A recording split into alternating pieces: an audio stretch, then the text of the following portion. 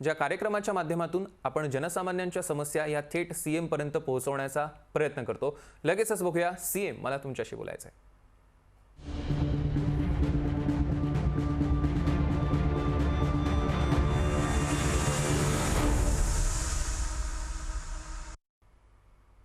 खरं तर कोरोनाच्या पार्श्वभूमीवर लॉकडाऊनच्या काळात राज्यात सगळ्याच सेवा बंद झाल्या आणि मग रुजू झाली ती म्हणजे वर्क फ्रॉम होमची संकल्पना। खरं तर ही फक्त आधी आयटी क्षेत्रापुरती मर्यादित होती, मात्र नंतर जसजसं राज्यात लॉकडाऊन लागत गेलं तसतसं प्रत्येक क्षेत्रात वर्क फ्रॉम होमची संकल्पना खरं तर राबवली गेली। मात्र बदलत्या काळानुसार हीच खरी गरज आहे का, राज्यानं सुद्धा धोरणात्मकरित्या ती राबवावी का, असे अनेक प्रश्न निर्माण होतात। याबद्दल जनसामान्यांचं नेमकं काय मत आहे ते आपण जाणून घेणार आहोत। सगळ्यात आधी जाऊया नागपूरला। कल्पना नळसकर आपल्या प्रतिनिधी नागपूरहून आपल्यासोबत जोडल्या गेल्या। कल्पना, आपण बघतोय खरं तर आधी फक्त आयटी क्षेत्रापुरती मर्यादित असणारी work from home he concept आता हळूहळू सगळ्याच क्षेत्रांमध्ये रुजू होते। राज्य सरकारनं सुद्धा प्रत्येक आपल्या सगळ्या धोरणांमध्ये ती राबवावी असं वाटतं का? नागपूरकरांचं नेमकं काय मत आहे? नक्कीच आपण जर पाहिलं असेल तर कोरोना काळामध्ये आयटी क्षेत्रामध्ये वर्क फ्रॉम होम होता आणि त्याच्यामुळे बरेच जण जे आहे ते कोरोनापासून बचावले आणि त्यांचा जे आहे बचाव झाला, कारण की ऑफिसला त्यांच्या जाण्याचं जे होतं सगळं हेक्टिक ते कमी झालं होतं। पण आता हे सगळं धोरण जे आहे ते सरकारने इतर क्षेत्रामध्ये राबवावं का, असं काय वाटतं याबद्दल सगळ्या सामान्य नागरिकांना आपण ते विचारूया की कोरोना काळात जर आपण पाहिलं असेल तर वर्क फ्रॉम होम ही संकल्पना पुढे आलेली आहे, पण आता राज्य सरकारने ते इतर भागांमध्ये राबवावी का, त्यांचे जे कार्यालय ऑफिस आहेत त्याच्यामध्ये सुरू करावी का, काय वाटतंय? वर्क फ्रॉम होम आयटी सेक्टरमध्ये लागलं चांगली गोष्ट आहे, पण दुसऱ्या सेक्टर्समध्ये लावू नाही शकत मला असं वाटते। कारण की काही लोकांचं काम जे आहे ते ऑफिस गेल्याशिवाय होऊच नाही शकत। जसं की बँकिंग सेक्टर झालं, बँकिंग सेक्टरमध्ये आपलं कस्टमरसोबत डायरेक्टली लिंक्ड आहे। जेव्हापर्यंत तिथे लोक नाही राहीन, कस्टमर कोणाकडे जाऊन आपले विचार मांडतील किंवा आपले काम करून घेतील। दुसरं जसं मेडिकल सेक्टर आहे, मेडिकल सेक्टर तुम्ही work from home app through नाही दाखवू शकत। जेव्हापर्यंत आपण लोकांना बघत नाही, जेव्हापर्यंत त्यांना जाचत नाही, तेव्हापर्यंत काही नाही होऊ शकत। फायर ब्रिगेड आहे, हे जसं दुसऱ्या फील्ड आहे, कोणत्या एम्प्लॉईजची फील्डवर्क राहते तर ते घरून ते फील्डवर्क नाही करू शकत, फोनवर तितकं फील्डवर्क नाही होऊ शकत। जे दुकानात जाणं आहे, दुकानात जाऊन मार्केटिंग करणं आहे, हे सगळं वर्क फ्रॉम होम नाही होऊ शकत। वर्क फ्रॉम होम त्याच जागेवर दिलं पाहिजे जिथे हे संकल्पना खरं अंमलात येऊ शकते, त्याच जागेवर हे वर्क फ्रॉम होम दिलं पाहिजे जिथे येऊ शकते। आपण जर पाहिलं असेल तर आता मंत्रिमंडळामध्ये जिथे आहेत तिथे सुद्धा शासकीय कार्यालयांमध्ये पॉझिटिव्ह रुग्ण येतात, तर राज्य सरकारने त्यांचे जे ऑफिसेस आहेत तिथे ही संकल्पना राबवू शकतात का, तुम्हाला काय वाटतं? माझ्या हिशोबाने कसं आहे की वर्क फ्रॉम होम सिस्टम जे आयटी सेक्टरमध्ये आणि गव्हर्नमेंट सेक्टरमध्ये जे काम ऑफिशियल म्हणजे ऑफिसमध्ये बसून किंवा कम्प्युटर डेस्कटॉपमध्ये होऊ शकतं आणि जेवढे लिमिटेड रिसोर्सेसमध्ये जे आपण जे लोक ते प्रोव्हाइड करू शकतात घरी, त्याच्यामध्ये वर्क फ्रॉम होम केलं पाहिजे। बट अगर फील्ड वर्क असेल तर त्यासाठी तुम्हाला ऑफिसमध्ये जाणं पडेल आणि रिपोर्ट करणं पडेल, माझ्या हिशोबाने असं। नक्कीच बाकी जे ठिकाण आहे म्हणजे आपण बघू शकतो की शासकीय अनेक कार्यालय आहेत तिथे राज्य सरकार ही संकल्पना राबवली तर कोरोनाचा जो संसर्ग आहे वाढतो आहे तो कुठेतरी आळा झाला असं वाटतंय का? हो नक्कीच, पण काही कार्यालय आणि काही ऑफिसेस असे आहे की जिथे आपण वर्क फ्रॉम होम करू शकत नाही। उदाहरणार्थ न्यायालय झालं, जिल्हाधिकारी कार्यालय झालं, त्याच्यानंतर पोस्ट ऑफिस झालं, असे काही हे जे कार्यस्थान आहे हे काही ऑफिसेस आहे इथे वर्क फ्रॉम होम होण्याची शक्यता नाही आहे। कारण की जसं न्यायालय झालं, न्यायालयामध्ये रोजचे खटले असतातच, काही ना काही चालूच असते आणि कोणत्या केसेस इमर्जन्सी पण असतात, तर त्यामुळे न्यायालयामध्ये वर्क फ्रॉम होम करू शकत नाही। आणि बाकीचे अदर कार्यालय जसं पोलीस डिपार्टमेंट झालं, पोलीस डिपार्टमेंटला पण वर्क फ्रॉम होम करता येणार नाही, कारण त्यांची आपल्या जनतेला सक्त आवश्यकता आहे।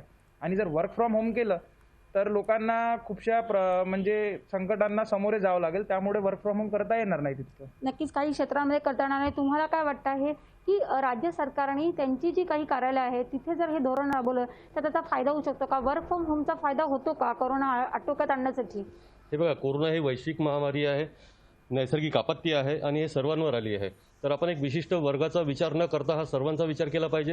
त्यामध्ये जे वर्क ॲट होम करू शकते त्यांना करू द्या, पण जे नाही करू शकत, जसं मजूर आहे, जे रस्ते बनवणारे आहे किंवा घर बनवणारे आहे, ते वर्क ॲट होम नाही करू शकत, ते घरी आणून तर घर नाही बनवू शकत किंवा रोड नाही बनवू शकत. तर त्यांचा विचार करायला पाहिजे सरकारने.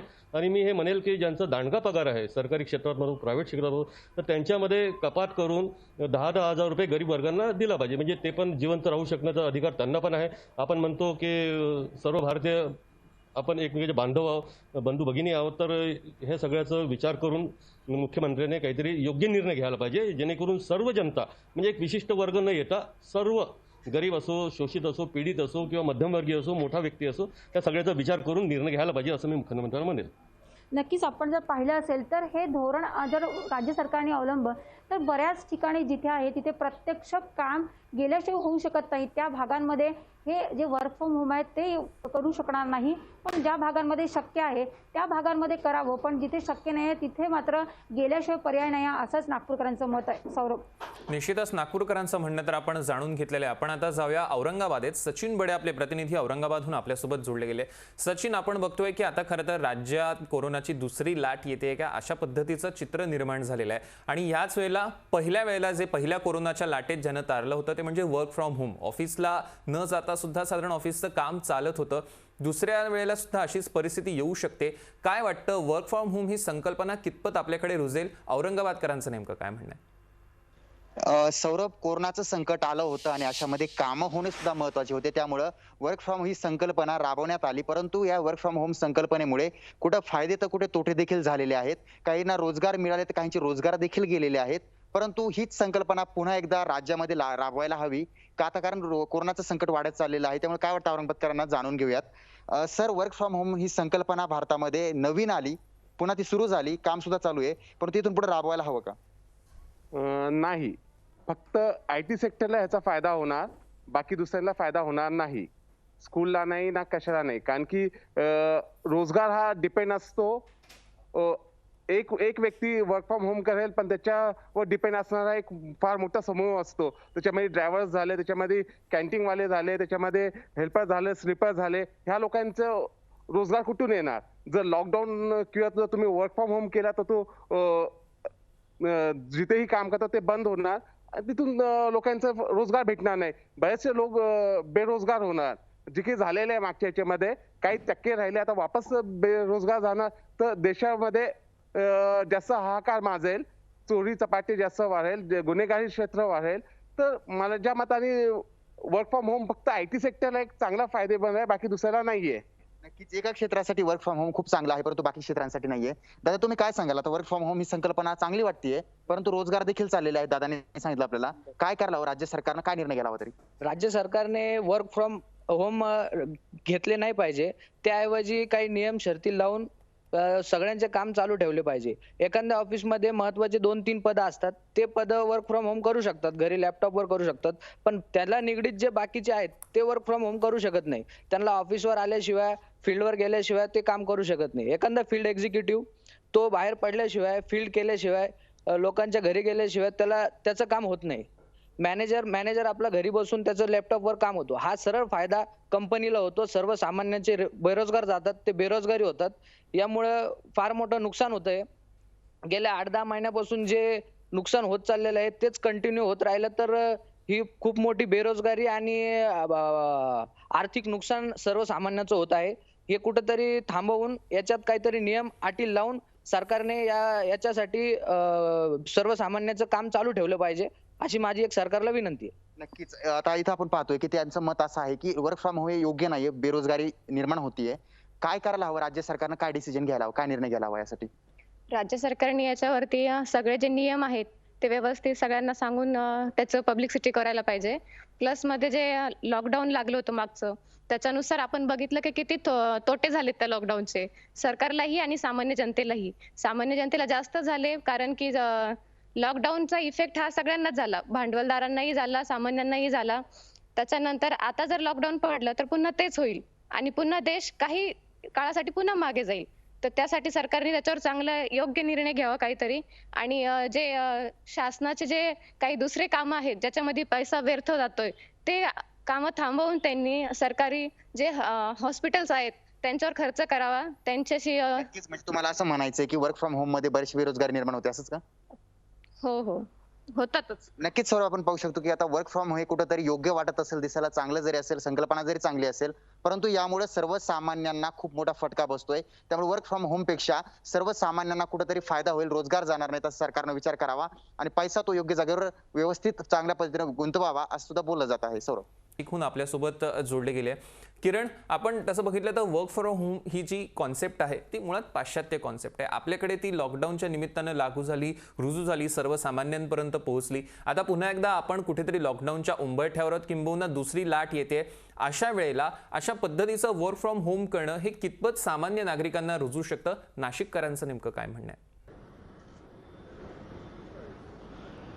नक्कीच सौरभ, वर्क फ्रॉम होम मुख्यमंत्र्यांनी गेल्या आठवड्यात जे भाषण केलं आणि त्याच्यात त्यांनी आवाहन केलं का वर्क फ्रॉम होमला प्राधान्य द्या. मात्र नाशिककरांना काय वाटतं? मात्र सर्वात गोष्ट महत्त्वाची अशी आहे की IT क्षेत्रात जे आहे त्याला नक्कीच फायदा आहे. आपल्यासोबत IT क्षेत्रातील काही लोक आहेत. अमृता आहे सर, काय सांगाल वर्क फ्रॉम होम जे मुख्यमंत्र्यांनी आवाहन केलं? आपण कोरोनाच्या दुसऱ्या लाटेच्या म्हणजे उंबरठ्यावर आहोत, लॉकडाऊनची परिस्थिती आहे. वर्क फ्रॉम होम बद्दल आपल्याला काय वाटतं? मुख्यमंत्र्यांना आपण काय सांगू इच्छितो? वर्क फ्रॉम होम हे चांगलं विषय आहे, कारण की बिंग अ कंपनी ओनर जी फॅसिलिटी लागते आम्हाला आणि जी लाईट लागते आणि आम्हाला रेंट लागतं ते आता कमी लागतंय आणि प्रोडक्टिव्हिटी जास्त झाली माणसांची. ते घरी बसून इकडे ते 8 तास काम करायचे, पण घरी बसून ते आपल्या एक कम्फर्ट झोनमध्ये काम करतात आणि 8 पेक्षा 12 तास काम करतात आणि प्रोडक्शन वाढलंय. हां, वर्क फ्रॉम होमचा एक दुष्परिणाम हे आहे का जेव्हा मोठा प्रोजेक्ट असतो आणि टीम वर्क लागते, त्याप्रमाणे आम्हाला वर्क फ्रॉम होम तिकडे थोडं मिसबॅलन्स होतो. नाहीतर वर्क फ्रॉम होम हे प्रकरण एकदम बरोबर चालू आहे IT कंपनीसाठी आणि इनफॅक्ट आमचा प्रोडक्टिव्हिटी वाढलाय त्याच्याने. नक्कीच सर, काय सांगाल वर्क फ्रॉम होम ही कन्सेप्ट, आपण IT क्षेत्रात आहात, काय वाटतं वर्क फ्रॉम होमला आपण प्राधान्य दिलं पाहिजे का नाही? कारण की त्याचे परिणाम आणि दुष्परिणाम काय होऊ शकतात? अर्थात वर्क फ्रॉम होम ही चांगली संकल्पना आहे, परंतु ॲज अ एम्प्लॉई जेव्हा मी एखादं काम घरी करतो तर ती जी स्ट्रेस लेवल आहे ती स्ट्रेस लेवल मी घरी हँडल नाही करू शकत. मग त्याचे दुष्परिणाम आपल्या घरच्या वातावरणावर होतात. दुसरी गोष्ट म्हणजे कनेक्टिव्हिटी ही खूप महत्त्वाची आहे आमच्यासाठी. कधी कधी जर इंटरनेट कनेक्टिव्हिटी जर मिसमॅच झाली आणि क्लायंट कॉल चालू असला तर तो हॅम्पर आमचा प्रोजेक्टर होतो. त्यामुळे अर्थात काही निगेटिव्ह गोष्टी आहे वर्क फ्रॉम होमच्या की ज्या आपण अवॉइड केल्या पाहिजे आणि जे रिसोर्सेस आम्हाला कंपनीमध्ये मिळतात ते रिसोर्सेस आम्हाला घरी त्या प्रमाणात मिळत नाही.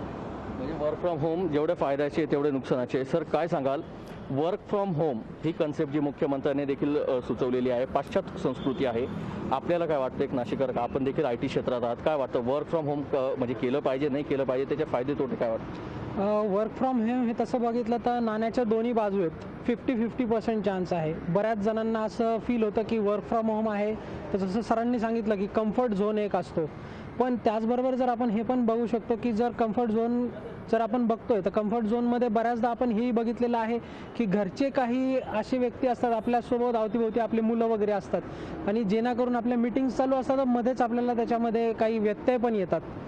त्याचबरोबर जर दुसरी बाजूही बघितली तर वर्क फ्रॉम होमची जी कन्सेप्ट आहे ती अतिशय सुरेखही आहे, पण त्याचबरोबर जे दुष्परिणाम पण त्याचे आपण बघतो की फॅमिलीला टाईम देणं प्लस आपलं ऑफिसचं काम दोन्ही ॲट अ टाईम सांभाळणं ते थोडं मुश्किल पडतं. आणि तेच जर मी ऑफिसमधनं काम करतोय तर माझं डेडिकेशन जे असतं ऑफिसमध्ये तर ते काही वेगळं असतं जे मी वर्क फ्रॉम होममध्ये नाही देऊ शकत. तर हे मुळात म्हणजे वैयक्तिक जर बघितलं तर मला असं वाटेल की जे काम मी ऑफिसमध्ये एफिशियंटली करू शकतो तेवढं मी वर्क फ्रॉम होमहून नाही करू शकत. नक्कीच. खरं तर सौरभ, नाशिककरांच्या ज्या प्रतिक्रिया आहेत त्या IT क्षेत्रातला जर आपण बघितलं तर वर्क फ्रॉम होम एक मालकाने जर ह्या दृष्टीला बघितलं तर ही खूप चांगली कन्सेप्ट आहे. मात्र जो कर्मचारी आहे त्याचं म्हणणं असं आहे का वर्क फ्रॉम होमने मी माझ्या कुटुंबाला देखील वेळ देऊ शकत नाही, इंटरनेट कनेक्टिव्हिटी आहे, सगळ्यात पॉझिटिव्ह निगेटिव्ह गोष्टीचा विचार करणं देखील तेवढंच गरजेचं आहे. म्हणजे नाशिकमधल्या IT क्षेत्रातील लोकांना वर्क फ्रॉम होम म्हणजे कन्सेप्ट आवडलेली देखील आहे आणि त्यांचे काहीतरी नॉमिनल असे दुष्परिणाम असल्याचं नाशिककर सांगतायत.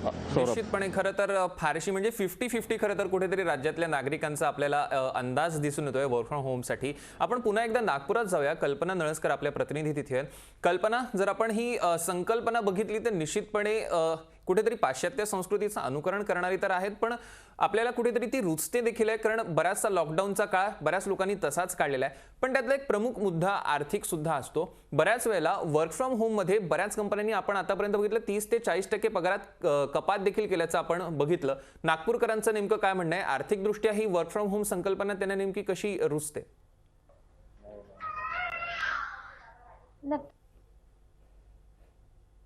त्याच्यामधनं बरेच जणांच्या ज्या आहेत त्या बऱ्याच जणांच्या नोकऱ्या सुद्धा गेलेल्या आहेत आणि पगार जो आहे तो सुद्धा कुठेतरी कपात झालेली आहे. आणि आपण जर पाहिलं असेल तर कंपन्यांना असं वाटायला लागलं होतं की कमी स्टाफ मध्ये पण आपण जे आहे ते काम करू शकतो. त्याच्यामुळे याचा एक दुष्परिणाम सुद्धा झाला. पण याबद्दल नागपूरकरांना आपण जाणून घेऊया. तुम्हाला काय वाटतंय की ही जी सगळी वर्क फ्रॉम होमची संकल्पना होती त्याच्यामुळे कुठेतरी आर्थिक जे आपण म्हणू शकतो ती कुठेतरी लोकांचं कमी झालं होतं, उत्पन्न होतं, काही होतं, ही संकल्पना तुम्हाला कशी वाटते? संकल्पना तर ठीक आहे, त्यामुळे लोकांचे पैसे वाचून झाले, पेट्रोलचे आहे किंवा बाकी इतर खर्च त्यांचं वाचून झालं, जो बाहेर गेला होतो. पण हे सगळ्यांसाठी लाभकारी नाही आहे. तर सरकारने सगळ्याचा विचार करायला पाहिजे. फक्त एकाच गटाचा विचार करून चालणार नाही, सर्व गटाचा विचार केला पाहिजे. मग वर्क ॲट होम आहे तर त्यांच्या पगारामध्ये थोडी कपात करून तो त्याचा पैसा जे गरीब आहे आर्थिकदृष्ट्या त्यांना द्यायला पाहिजे असं म्हणतात. निश्चितपणे आपण बघितलं तर कल्पना आपण बघितलं तर त्यांना अगदी ही संकल्पना पटते सुद्धा, मात्र काही लोकांना ती तितकीशी रुचत नाहीये. राज्यातल्या 3 ठिकाणून आपले प्रतिनिधी आपल्यासोबत जोडले गेले होते. कल्पना नळसकर नागपूरहून, किरण नाईक नाशिकहून आणि सचिन बडे औरंगाबादहून. तिघांचे खूप खूप धन्यवाद, कारण राज्यातल्या नागरिकांच्या थेट प्रतिक्रिया आपण मुख्यमंत्र्यांपर्यंत पोहोचवल्या. तर आता साधारण सरकारला हीच विनंती, आपण राज्यातल्या नागरिकांच्या प्रतिक्रिया बघितल्या. साधारण 50% लोकांचं म्हणणं आहे की वर्क फ्रॉम होम चांगलं आहे, मात्र त्यात सुद्धा काही धोरणात्मकरित्या निश्चितपणे बदल केले पाहिजे. काही लोकांना मात्र ही संकल्पना पटत नाहीये, कारण त्यात आर्थिक गणित प्रचंडरित्या बिघडतं. त्यामुळे राज्यातील नागरिक साशंक दिसतात. आता मुख्यमंत्री यावर नेमका काय निर्णय घेतात हे बघणं महत्त्वाचं ठरणार आहे. तुर्तास सीएम मला तुमच्याशी बोलायचं या विशेष कार्यक्रमात वेळ झाली इथेच थांबण्याची. मात्र ताज्या बातम्यांसाठी पाहत रहा लोकशाही न्यूज.